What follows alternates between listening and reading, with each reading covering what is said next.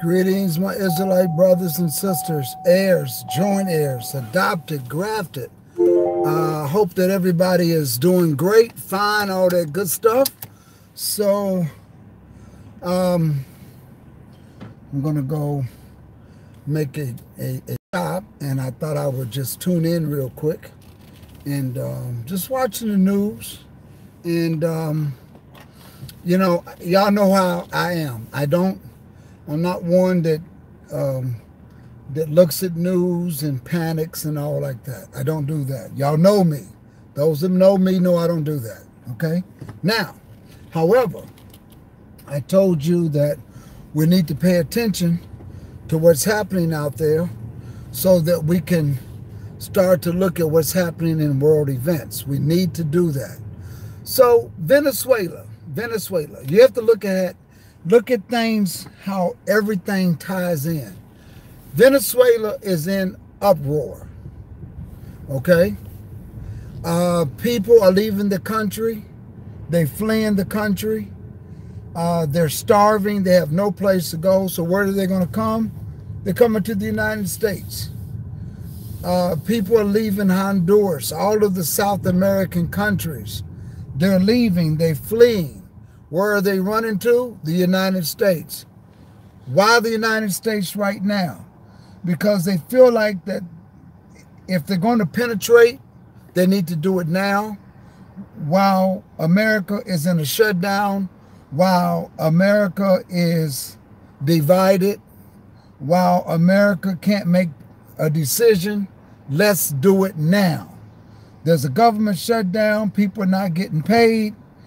And everybody knows human nature. If you don't get paid, you're not paying people. You can pay them to work. And you can make them come to work.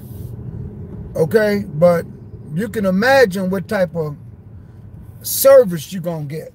Okay? I don't care what anybody says. You can require these guys to come to work and say, hey, we're gonna pay you with limited resources because people are on furlough days and what have you. I guarantee you, you're not getting the type of quality of work. So these individuals know that. So what are they doing? They're rushing the border. They're leaving their countries. They're rushing the border. Now, they just had an election in Venezuela. The other president, Maduro, he says, no, I'm still the president. The other guy said, no, I'm the president. What does Russia and China just do? They told America, stay out of this. Stay out of this one here. Okay? Now, Russia and China didn't say it together, but they're together. And as I told you before, Russia and China is that 200 million army. They're doing things together. Venezuela owes China money, and Russia wants the oil.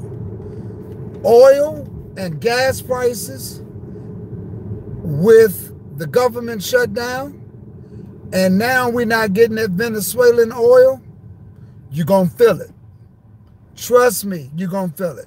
So now you can see the Bible unfolding. The Bible is unfolding. Okay, I'm going to switch this around for a second. Don't y'all go anywhere. Okay, I think we'll get a better feed on this side. So what I'm trying to tell you is, let me get you some light in here. China's putting their house in order right now. That's what's happening. China is getting its house in order. China is putting, and Russia are putting their house in order. You may think that America is great. America is very weak right now. Very, very weak. I apologize for that late. America is very weak right now, people. Trust me. Britain is very weak because people in that country are fighting each other. When a house is divided, it cannot stand. Okay? And right now, it doesn't. They say Canada is supporting America with Venezuela. Canada don't have an army. I've never seen Canada do anything. from where they are globally positioned, okay? So you can say, well, we support America. That's rhetoric, okay? If America had to go over there and fight, you think America's going to go over there and fight Russia and China? When Russia and China say, stay out of this, and America's been given 72 hours to get its people out, they got 72 hours to leave. Let me tell you something. These things are unfolding. America's got its hands full with a domestic issue. So what does all of that mean? You all hit the like button. Please hit the like button. You're in the room, hit the like button. I don't recommend watching the news and getting all bent out of shape, because these are small steps. I talk about them, but the abomination of the desolation must stand in the holy place. We're not at the time of tribulation. Don't get this confused. But I'm just showing you where the Bible says who is going to come over there and cross that Euphrates River. We know it's Russia and China. We know it's Gog and Magog. And I'm telling you, you want to know, well, how is this going to happen? Look at what's happening. Look how Russia is flexing its muscles. China is flexing its muscles. And when it comes to certain global issues, they do it together. Okay? So realize, Putin and the Chinese president are like this. They're like this. Why? Because prophetically they have to be. And America has to, and Great Britain and Europe has to go down a notch. And when they're dealing with the issues that they're dealing with right now, that's when Russia and China just get stronger. And it has to happen. It's prophetically, it has to take place. Now, I didn't get into the what the Pope is doing with all of the churches in the ecumenical movement.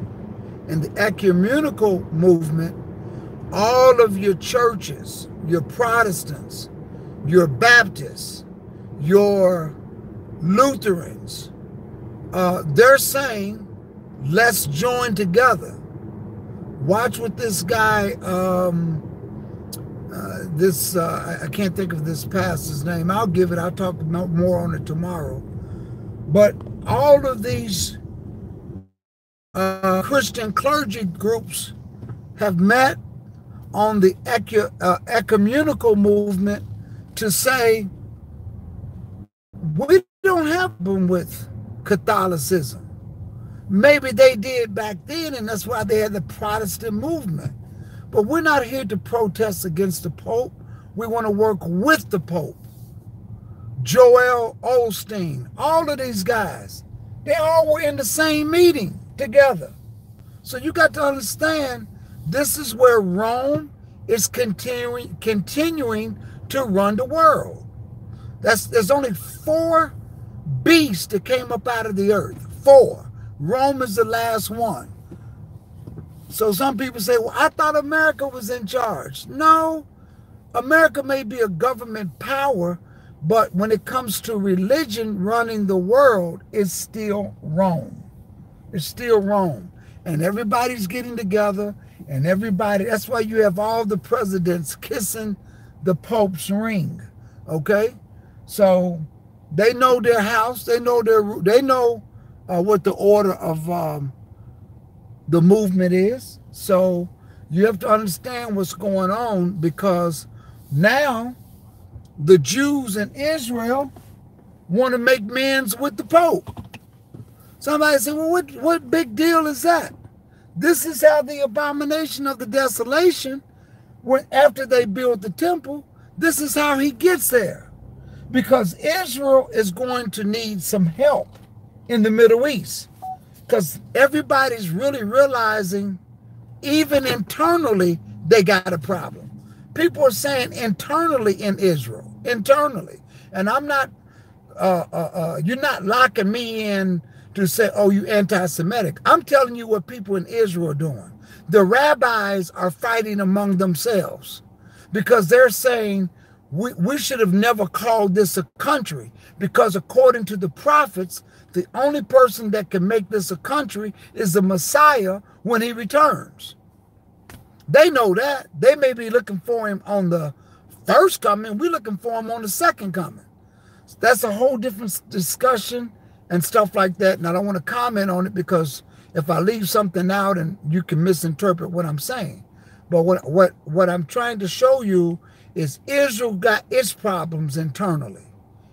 Now you got America, you got Britain, all of these world powers who are allies, they have internal issues. And so when something else happens, it can get done. You can scream and holler all you want.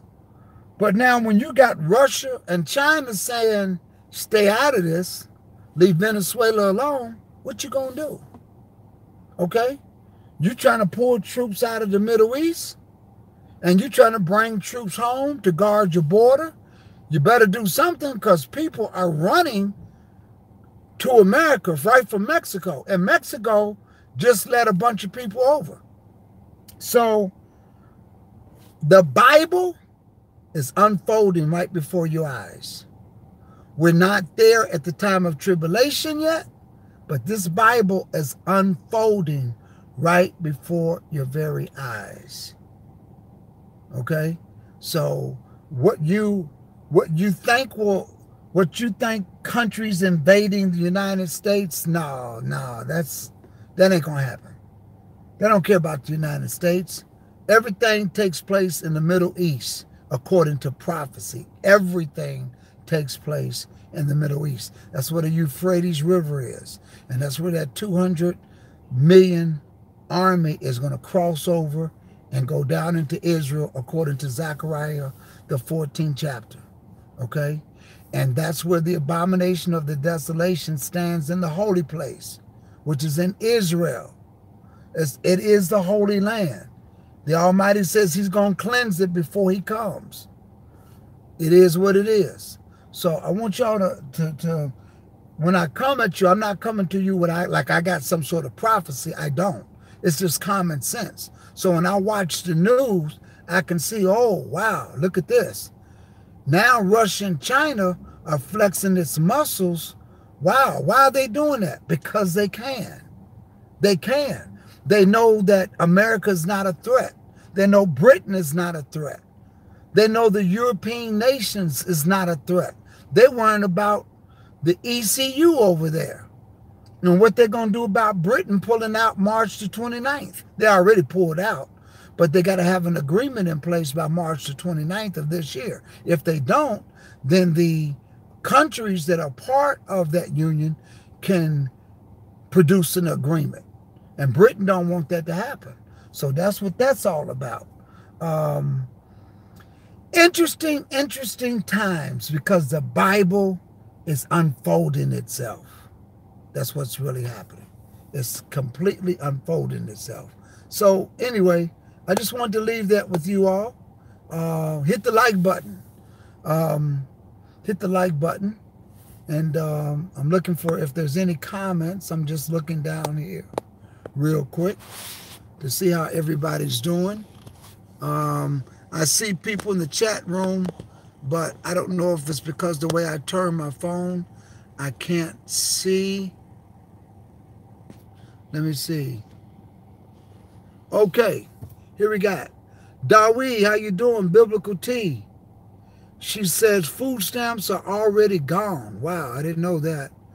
Israel has already irritated Russia with the downing of their cargo plane in Syria a few months ago. Yep, they are not in control. Abba Father has Hasatan doing his bidding.